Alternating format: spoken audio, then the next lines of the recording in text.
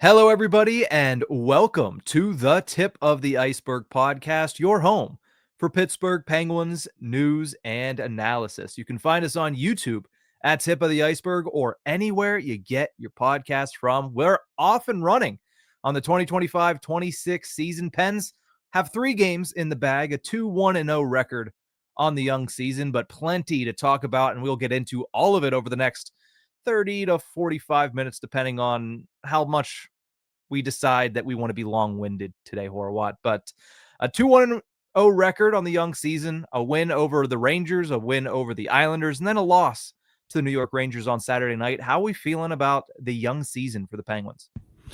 Already a more successful start than I was expecting.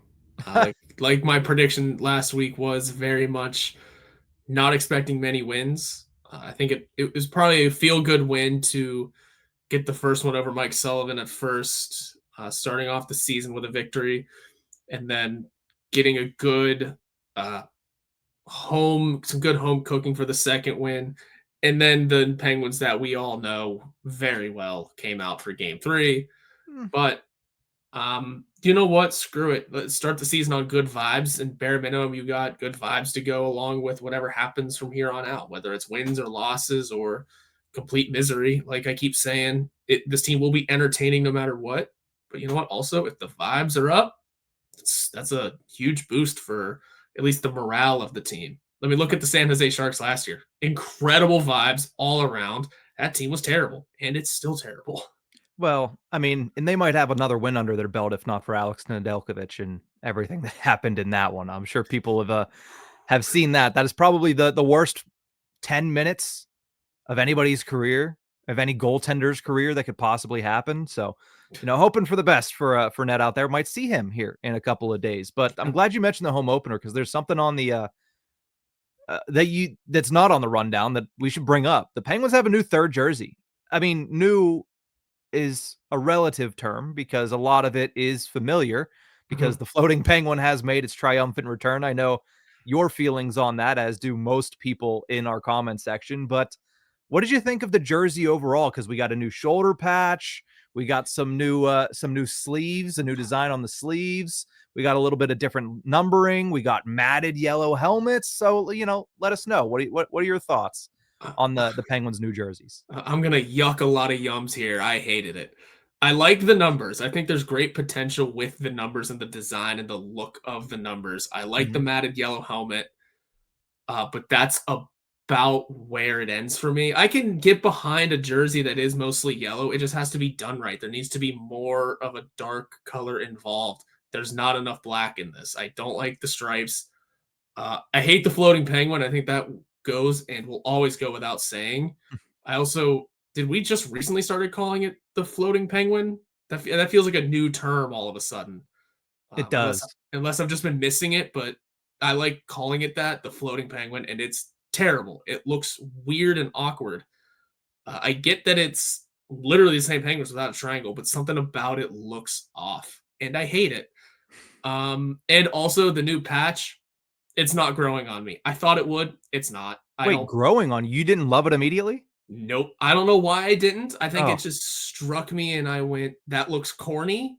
It just hasn't gotten better. And I'm all about symbolism. I love the Pirates City Connect jersey because of all the symbolism that's in it, because of all the little things that are in it. For some reason, this Penguins jersey has not grown on me. That patch hasn't grown on me. I don't know what it is. I think because when they started the little teaser video, it was a lot of the nodding to the old yellow jerseys. I went, oh, cool, we're going to get that. And then it was nothing like that at all. So I think maybe I was just very let down by it. I did see one in person the other day, and I still just couldn't grasp it. It's just not clicking for me. How about a 2 out of 5? 2 out of 5. Jesus, that is a rough grade. But hey, listen, you're owed your opinion, and I'll say one thing. I won't dispute your opinion vehemently, except for everything but the patch. The patch is great. The patch is phenomenal. And I understand you did like, the symbolism and stuff, but maybe it's that they condensed it all just into the patch. They really did. Because the rest of the jersey is really just an ode to Mario Lemieux rookie jerseys back in 1984 and the 80s jerseys. And then the symbolism in the City Connect is really pretty much the patch and then the three stripes on the arms. But I like them. I honestly, when I saw the video, I was like, I'm not sure how I feel. But when I saw them on the ice, I was like, okay, I like them on the ice. I think they look good on the ice. And the patch, I'll tell you this, I've been searching and it hasn't popped up yet on the internet, but I've been searching for the hat that has that logo on it because Ooh. you will see me wearing that at some point before the end of this calendar year. I bet that would go good on a hat. I'll give it that. I bet it looks good on a hat. Um, I still think you could do. This is going to be now. I'm just really spitballing. You could do more with the old school word marking too. The one that's on Shilov's mask. Yeah. So you could do more with that. That could be fun. And like I said, I like the numbering. There's potential with that numbering, and I know that's such a small piece to grow an entire uniform around, but I do like the numbering. But it wasn't a home run for me. I'll leave it at Yeah. that. I'm not fully in love with the floating penguin, but I'm not as against it as most people are. However, I did see a fan mock-up that was on Twitter pretty much immediately after with like a black triangle, but it's just a line instead of like a solid black triangle behind it. It was just a black line. It looks infinitely better. It really does. Like that would have been chef's kiss 10 out of 10, put it in the pantheon of great Penguins jerseys. And there are a lot of great Penguins jerseys, but I still think that overall, I like it probably more than most. But again, it's a third jersey. They'll wear it 10 more times this season, and we'll see if they can create better memories, because at the end of the day, that's what it's about. If you win in a jersey, if you create massive moments in a jersey, that's what's going to really get it to stick in the fan base's minds. Yeah.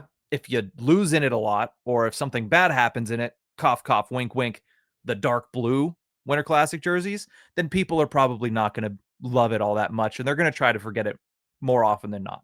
But let's move on from jersey talk. And like I said, this will be 30 to 45, depending on how extended we go. We're 9 minutes in. We haven't even gotten to our first topic. So let's get to that first topic. The Dan Muse era has begun in Pittsburgh, like I mentioned off the top of the show. 2-1-0 on the young season and headed out west to face the Ducks, the Kings, and the Sharks. I hope you're ready for 10 o'clock, 10:30 hockey, because we're going to get it in the second week of the season. But the question that I have for you here, how different does this team feel already under the direction of first-year head coach Dan Muse? Like I said, the vibes already feel a lot better. The vibes are already a bit more positive. Again, maybe we'll get to game talk as the season goes along. We'll get to success of the team as the season goes along. But as of right now, at least, the vibes feel a lot better. Things feel a bit more positive around the team. Mario Lemieux returned also. Let's not brush that under the rug. He was there at the game, in the locker room, meeting the young guys and I would assume, meeting Dan Muse. And again, more of this ingraining of the past to the current to the future, and just very much a sign of looking ahead. Whether or not Mario buys the team back is a whole nother conversation, but Dan Muse will be here no matter who's in the owner's box for a little while, it seems. And as long as he is striving towards success, he doesn't need it right away. But as long as the vibes are up and he is striving towards success, I'm already liking this new era of Dan Muse. Yeah, this team feels immensely different. And it could just be the fact that it is fresh, it is new. It could be the fact that, there's a lot of new faces on the team, and a lot of those faces are baby faces, very young players joining the Penguins and contributing at a high level for the Penguins. So it might be that as well. But I think there's a couple things you can point to, even in the first 3 games, specifically in those first 2 games. You look at the third period and how the Penguins played with a lead. When is the last time we've been able to say that they played confidently and they played extremely good shutdown defense with a 1-goal lead in the third period? On the opening game against the Rangers, they gave up 5 shots with a 1-goal lead. It was 1-0, and they only gave up 5 shots. Against the Islanders, they gave up 12 shots, but of those 12 shots, only 1 high danger scoring chance for the New York Islanders. And I believe it was probably the one with like 2 seconds remaining in the game at that point. So I think that when you see small stuff like that, it can start to create a snowball effect where Dan Muse can really start to put his imprint on this team and on this organization. And outside of the third period, it is the kids. I know I mentioned it briefly, but not only are they getting good amounts of ice time, but they're playing in pivotal moments and they're getting opportunities to play in heavy moments in games, and they're being trusted right out of the gate, which is something that, while I disagree a lot of the time with people that say that Mike Sullivan hated the kids, they did have to earn his trust. And it seems like Dan Muse is somebody who's saying, I'm going to give you opportunities right out of the gate. And whether or not you get more opportunities depends on how you perform in that one, less than just, what have you done before, which allows you to get on the ice at those moments. It helps a little bit that everyone's kind of new in this situation in terms of the kids are getting a lot of fresh playing time. They're getting a lot of these opportunities. They're getting those high pressure moments. Whereas if you do look back at the early days of Mike Sullivan, he was doing that. He was bringing up the guys that he was with in Wilkes-Barre. So it was very much, in Mike Sullivan's case, then it was familiarity and then bringing up guys that he knew. In this one, it is everyone here is new. Everyone here is a fresh face. Let's all learn together, and it just so happens to be working out pretty well through some educated, decision making. Of course, it's not like we're literally throwing prospects up the wall and seeing what fits. The Penguins are going through the process of who are the right kids to bring up right now, who's going to bring the most energy and possible success to this team. Again, I'm not focused on success for the Penguins this year. I am really keeping the scope on the kids, how they're progressing, and how they can fit into the future, and how Dan Muse is doing behind the bench and moving forward. Again, I'm still watching the team as a whole, as in Evgeny Malkin seems to be lighting it up. Amazing. And the goaltending situation is going to be weird for a little while, but I'm liking the progress of the young kids. And that's, like I said, where a lot of my attention will be this year. Now, it's funny, you kind of mentioned that there's no real preconceived notions. There's no real guy that Dan Muse has. There is one. There's one player in this organization that he's worked with extensively before coming to Pittsburgh. Player happens to be Rutger McGroarty, who is one of the top prospects in the organization at the U.S. National Development Program. Those two cross paths. So I will be interested to see, once McGroarty is healthy, does he get not that these young kids aren't getting opportunities? We just mentioned that, but does he get an absorbent amount of opportunities? Because Dan Muse is that's my guy right there. That's my guy. Now, here's the thing. Rutger's a really good prospect. Yes. And he showed late last season that he could be a very good NHL player very soon. So some of that might play into it as well. But, some of these guys, they tend to show favoritism, whether they try to or not. They tend to do that. I mean, it's Kyle Dubas with Sue. There's always that person's history that you look at and you're like, yeah, there's a connection there. There's a slight connection there. He was Mike Sullivan and Boston guys. So, I mean, it's Fenway Sports Group and Boston guys. So I will be interested to see kind of what that looks like when Rutger McGroarty does eventually come back from the injury right now. But, I think a lot of this is with the vibes and everything like that. I think a lot of it is helping with winning. You win, people are going to be like, man, this guy's great. This feels different, because the Penguins haven't done a lot of that over the last 3 years. And even that game on Saturday, 1-1 in the second period, Ben Kindle scores that goal, which, another quick aside is, it's been a while since we've seen an 81 right-hander come down the wing and just absolutely fire a shot past a goaltender. That's probably where the comparisons stop between Ben Kindle and Phil Kessel. But for a split second, you see that 81 streaking down the right wing. You just see him rip a shot from above the dots, and the goaltender has no hope of catching up to it. That you love to see that. A little bit of snipeskis from old 81. But no, I think at the end of the day, you even look at that game and it's just a game that got out of hand. You give up a shorthanded goal, you lose the special teams battle as poorly as you did in that second period. It's going to be pretty lifeless in the third whenever you're down 5-1 in a game that came in with so much emotion. So, I try to just look past that. I think I scrapped that, and you look at what the totality of work has been, and it's been a really fun atmosphere around this team for the first week of the season. Yeah, it's been fun. Like I mentioned, there's positives to be drawn from the veterans in terms of Evgeny Malkin seems to be doing really well. The moment of the pregame with the video package of Crosby, Malkin, Letang, just the whole celebration of them. No one knows for sure yet. It could be Evgeny Malkin's last season. There's Could. also those vibes kind of going into it of, oh, this could be his last year. Oh, he's killing it so far. Mhm. There's that sort of emotion. Erik Karlsson's playing pretty well. That's fun. We got that sort of added element. And then again, Mario Lemieux was there. That's just big in itself. Again, Mhm. doesn't matter if he buys the team or not, doesn't matter if he gets it back, but just him being there after what felt like an absence of quite a few years for whatever reason. He's always welcomed back. Every ownership group will always say that. And when he came back, there was that another sense of weight lifted off the shoulders almost of, all right, we're just here to have fun. Lemieux's Mhm. here, whether he's buying it or not. We're here to enjoy the game of hockey, watch at least the three veterans in their possible final year together. We don't know.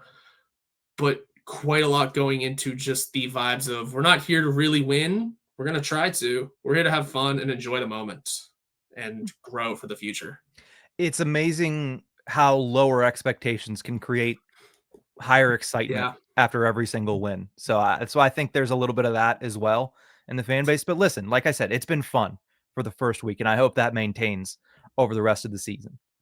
Let's talk a little bit about a decision that was made on Saturday that I think a lot of people really overreacted to.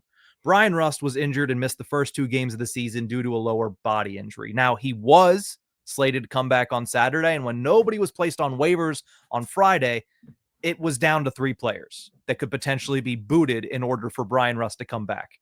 And that is the rookie Ben Kindle, the rookie Harrison Brunick, or the rookie Ville Koivunen. The first 2 of those would have to be sent back to the CHL, which means they would not be able to come back until the CHL season is over. We all know the 9-game rule. We've talked about it ad nauseum to start the season. And the third one is Ville Koivunen, who is waivers exempt and could get sent down to Wilkes-Barre without a second thought.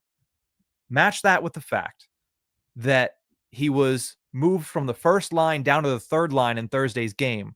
It was rather obvious that Ville Koivunen was the player that was going to be sent down. That is the path of least resistance, and it is far too early, in my opinion, to be sending down another veteran at this point in time. You already placed Ryan Graves on waivers. You already placed Danton Heinen on waivers. You snuck those veterans like Boko Imama through right at the beginning of the season because that's when it's the easiest to sneak them through, when everybody is cutting their roster down. 1 week into the season, it doesn't really make sense to be potentially losing assets for nothing when Koivunen, somebody who needs to play and who did struggle through the first 2 games, could just get sent down and kind of tune up and get ready to come back up, which he eventually will. He is absolutely coming right back at some point. Mm-hmm. Maybe I shouldn't say right back, but he's absolutely coming back up at some point. It is just that he's got to keep playing. He's got the roster movability. And maybe you're right, just that little tune up, just getting into gear, getting the momentum going, finding the back. And then a couple of times picking on the intricacies of slower hockey or the minor league system one more time to, again, like I said, gain the momentum, get up to speed. And then when he's ready to come back up, figure out who's coming out of the lineup later. And first injury replacement call up. Pretty easy. I would imagine that he's high on that list, but we'll Yeah. get to a little bit more of that later.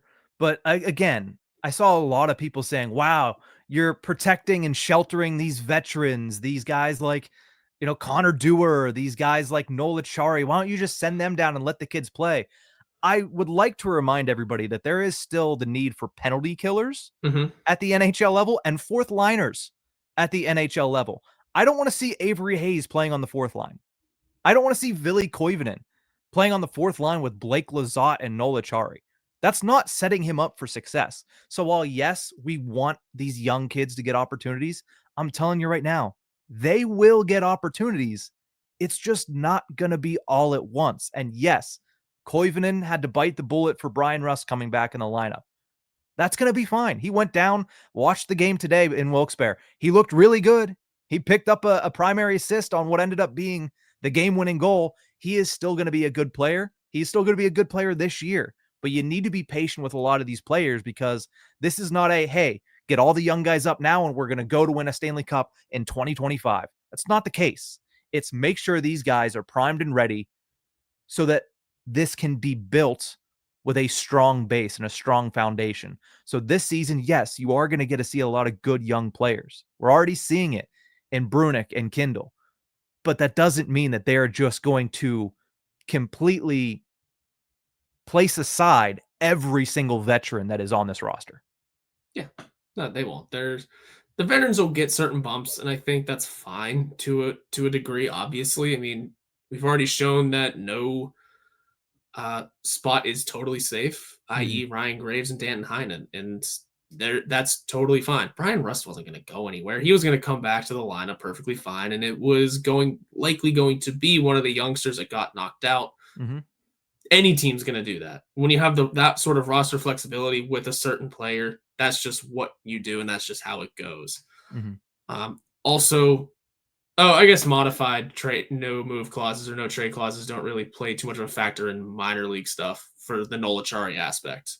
But also think of that when it comes to certain players that, when you're discussing the sending down, guys got contracts too. Yeah, I think that matters less this year. That's been shown based on the fact that Ryan Graves is currently sitting in the minors. Absolutely. It was very weird today. They dropped the puck in Lehigh Valley, and I was like, 27. Ryan Graves just looks like an absolute, like, he already is as a pretty big human, but him in the minor leagues, you're just like, Jesus Christ. Like, this looks like an adult playing Pee Wee hockey at some points. But no, it's something where I understand people's frustrations because they want to see the kids because of how exciting it is to watch guys like Kindle, guys like Hollander. But I mean, Dan Muse said it himself at practice today. I was reading a piece from Seth Rorabaugh of the Trib, and he quoted Dan Muse saying, listen, Koivunen was going to come out of the lineup in favor of Bryan Rust. He was the odd man out. I'd rather have him playing hockey games than sitting in the press box.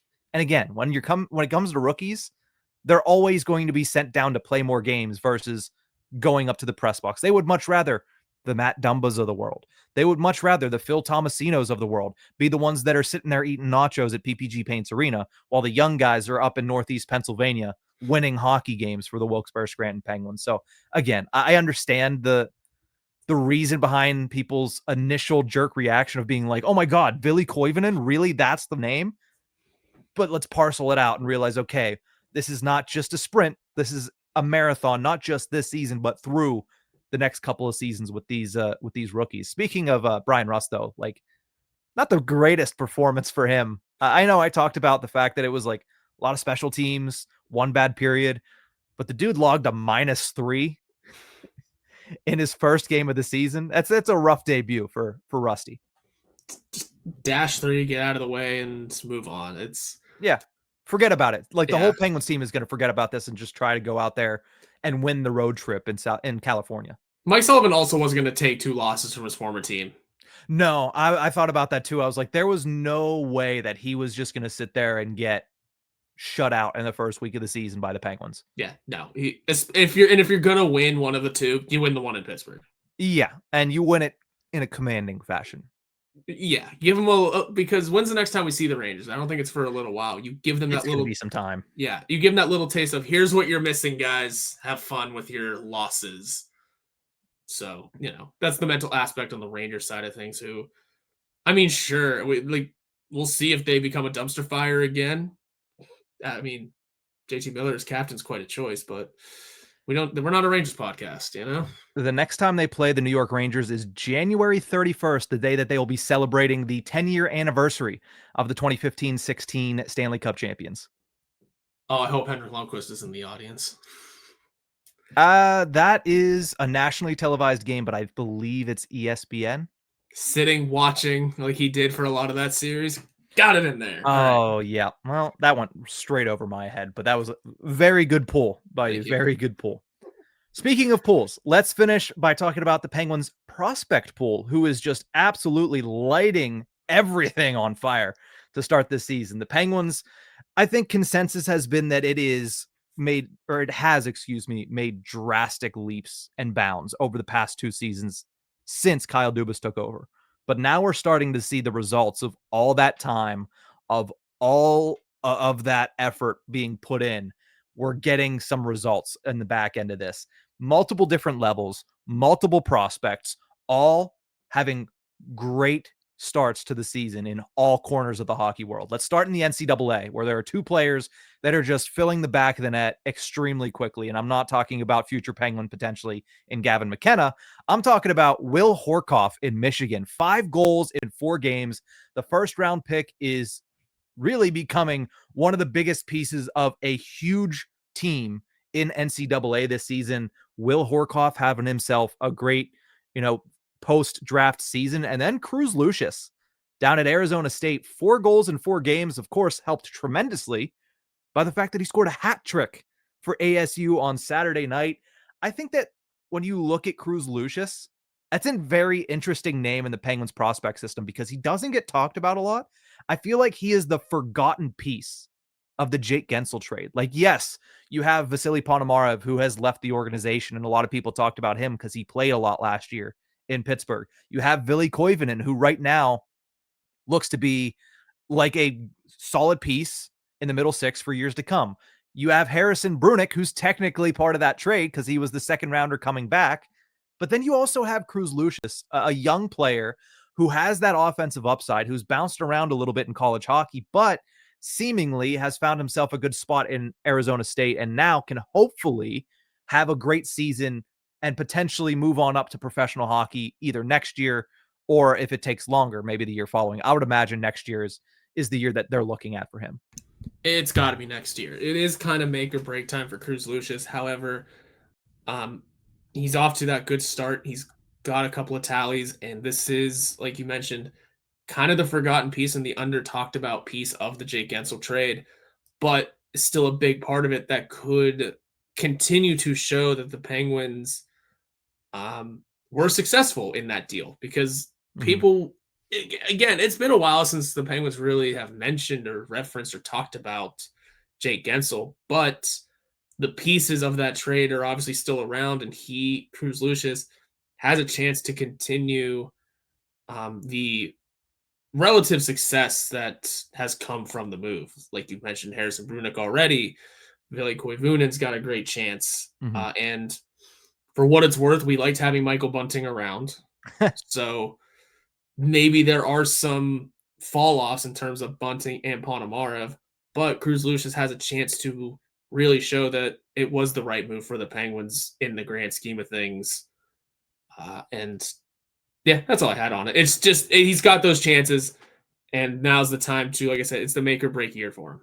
I was going to try to look and see what picks came back in the Bunting trade and what prospects that has turned into, if it's turned into any already. There was a lot of moves in that trade. I don't have time to look that up, but what I did look up in the meantime, it is Cruz Lucius's senior year. So it is his final year in college hockey. So we'll have to wait and see how that works out. But somebody that I think that a lot more people need to pay attention to this year, because again, if he hits, it just goes to show that this Jake Gensel trade continues to age very well for the Pittsburgh Penguins. Now, outside of the NCAA, we do have a couple players, I'd say in the CHL, but we could just distill this down to the Sioux that are playing really well. And I'm sure Kyle Dubas is very happy about that. Draft picks from this year, Travis Hayes, 3 goals, 2 assists in 9 games. And then Jordan Sharon, a 5th round pick this year, 12 points in 10 games for Sharon, including 8 goals. Couple kids that are playing really, really well for the Sioux down in the CAHL. And if you go across the pond to the KHL, Michael Ilyin for Severustal, 8 points in 13 games. He's somebody that Jesse Marshall just put out a lot of video on. I suggest you go check that out. If you don't know much about Michael Ilyin, you will learn a lot by following Jesse Marshall. So a lot of names in, like I said, all corners of the hockey world performing really well. And the ones that are going to get the most shine, I think the ones that are going to get the most attention paid to them are the ones that are in the AHL because they're the closest in proximity to the Penguins. Well, the AHL Penguins are 2-0-0 to start their season. They beat the Hartford Wolfpack 2-1 on Saturday night, and now they've beaten the Lehigh Valley Phantoms 4-1 on the road to start their season off. Owen Pickering had the game-winning goal in Game 1. Tristan Brose had 2 goals earlier this afternoon, with Avery Hayes picking up the game-winning goal, and then Sergei Murashov and Philip Hollander each giving up just 1 goal allowed in their 1 game this season. So a lot of very solid performances across the board at the AHL level as well. Yeah, it's That's much like last season. The AHL team is going to be what's exciting to watch again. Mm-hmm. They're going to be a fun team. New coaching staff again. New sort of new ship to be ran down there, and it's going to be more of that entertaining. Here's what the future could look like. That style of here's what the Penguins have to look forward to. Mm-hmm. Much I mentioned it a lot last season. The vibes were high there all of last year.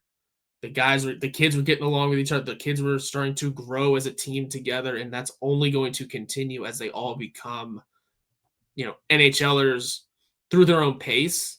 But those sort of bonds and friendships and chemistry will on and off ice chemistry will be there as they progress, which is huge. And it's good seeing that it's already continuing, and it's going to be a fun team to watch yet again. Now, here's the thing, because you look at all these prospects and we all talk about our favorites because we all have them, whether we like to admit it or not. There are some that we just look at and we're like, I'm going to follow him a little bit more. For you, it was Daniel Sprong. Second week in a row that we're getting that in there. But the question that I have for you, and I want to hear the responses from our listeners too in the comment section. So let us know.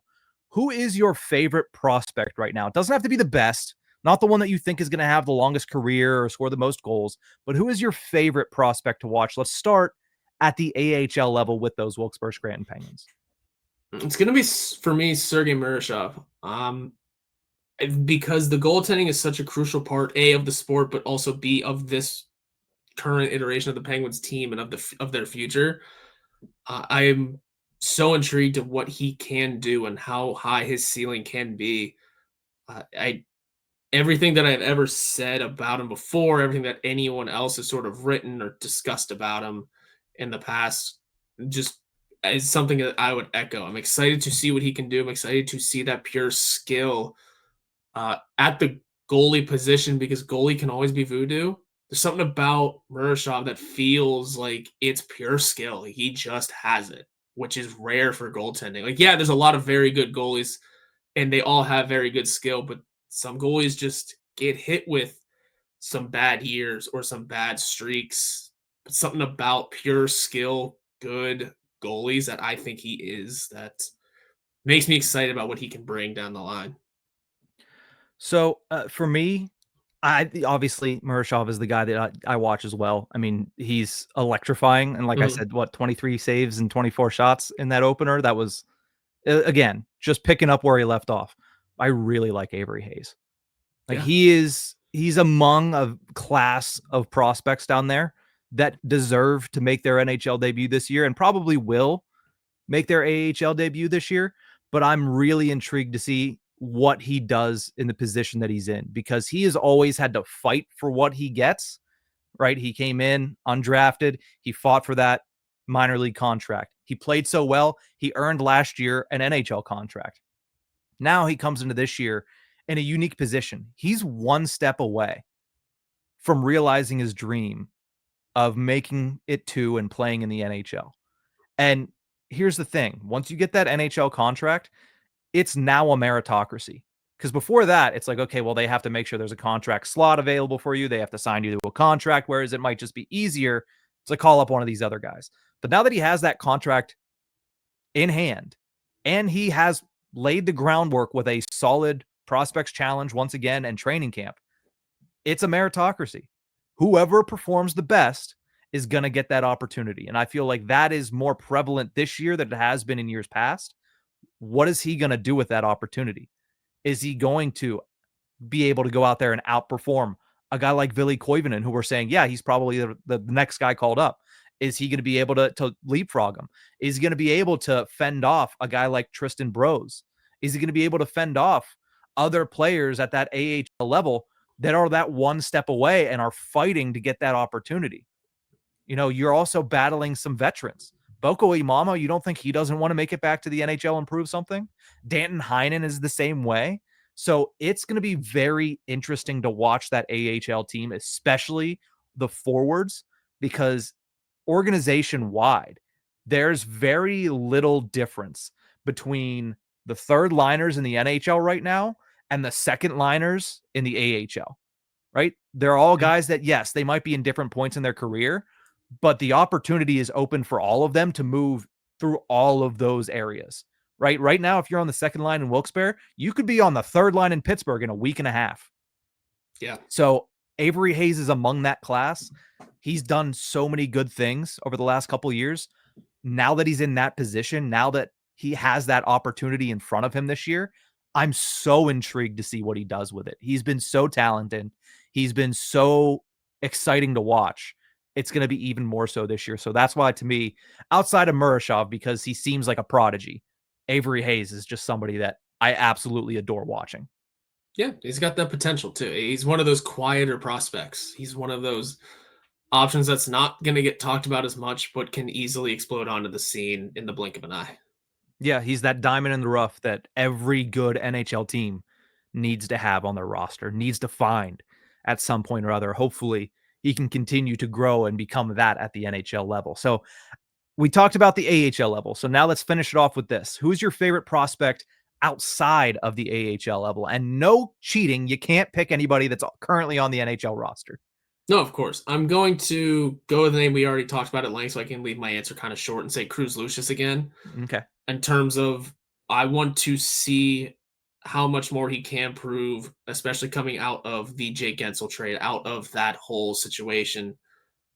See what he can do within the organization at the professional level. And much like I just said with Avery Hayes, can he be that unexpected name to pop on the charts of the prospect ranking? Can he kind of elevate himself to one of those underappreciated, under talked about names that, in much the way we're expecting and hoping for Avery Hayes, can just explode onto the scene? I like that one. I like that one a lot. Like we already talked about Cruz Lucius, and that's a player that, again, under the radar, sneaky Yep. player, but also on a very, very good organization in the NCAA, and it's going to get opportunities to play on big stages. Already had to go up Yeah. against the powerhouse, the juggernaut that is Penn State, unless they're playing, I think, Clarkson. Is that who they lost to? I don't know. It was a bad loss this week for a lot of teams in the NCAA. A I'll lot of stay Penn in State that teams league. too. Oh, Jesus. Yeah, we don't need to get into that one. But I'll stay in that realm and also mention somebody that we've already talked about a little bit. My favorite prospect right now outside of the AHL level is Will Horcoff. Of the 3 first rounders, he was the one that I was like, "Oh, okay." You know, I know less about him than I do, and I didn't know too much about Zonin or Kindle, but I had heard of them. I hadn't heard of anything about Will Horcoff outside of he's Sean Horcoff's son. And that's sometimes to his detriment because people look at that and they're always like, oh, second generation, that's going to open up doors for him. And that's sometimes a good thing. Sometimes it's a bad thing. But to me, watching him this summer at prospect development camp and then what he's been able to do, parlaying that into this season, I'm really excited for the future of Will Horcoff. He's a huge kid and he's still growing. He has really an opportunity to be one of the biggest stars on one of the top collegiate programs going into a season where every program has superstars, right? Porter Martone went to Michigan State. Gavin McKenna, we've talked about Penn State. So this is an opportunity for him to go up against some of the best prospects in hockey. And I'm excited to see what he's going to do with it. He's on a top 10 ranked team. They're 4-0, and they're taking on Robert Morris this week. So I'm excited to see, what he's able to do to some Pittsburgh area kids coming up this week. Unfortunately, that's not over at Neville Island. That's up in Ann Arbor, but I'm really excited about Will Horcoff. And again, it's early. He has a lot of room to grow and a lot of time to grow. That timetable is very early on. But what I've seen from draft night to tonight when we're recording this, I'm super impressed with Will Horcoff. I have been too, and I'm excited to see where that can go. The college hockey system right now is insane. Ridiculous. And that's not even including the Gavin McKenna of it all. Like, the college hockey system has been growing for quite a while, and now being able to get the CHL guys involved, it's only going to make it more competitive. It's only going to make it better, and it was already really entertaining and already really good hockey, and it used to be. It's definitely getting better now. A very underappreciated path to the NHL, especially for the Canadian-born kids. It's very much going to get new utilization with the NIL thing, and with Gavin McKenna going there. It's going to start creating new paths, and it's going to be much more entertaining product to watch. I'm excited for all these college hockey prospects across the league. It's a very, very exciting time for the NCAA hockey world and seeing how they grow. And the Penguins got a few possible diamonds in the rough in their system. So let us know in the comment section, who are your favorite prospects, first at the AHL level and second outside of the AHL. And again, no cheating, no using Harrison Brunick, no using Ben Kindle. I understand they're exciting. I understand they could be your favorite prospect in general, but let's leave those guys out of this conversation. So who's your favorite outside of the NHL and AHL level? That's probably the easiest way to put that. But that's going to do it for this episode of the Tip of the Ice-Burgh. Thank you guys so much for tuning into this one. Remember, you can find us on YouTube at Tip of the Ice-Burgh. Make sure that you like, share, subscribe. It's free to do, and it shows us that you're here to support us. It's the best way to support us if you enjoy our content, or if you prefer an audio version, you can find us anywhere you get your podcast from. We'll see you guys next time.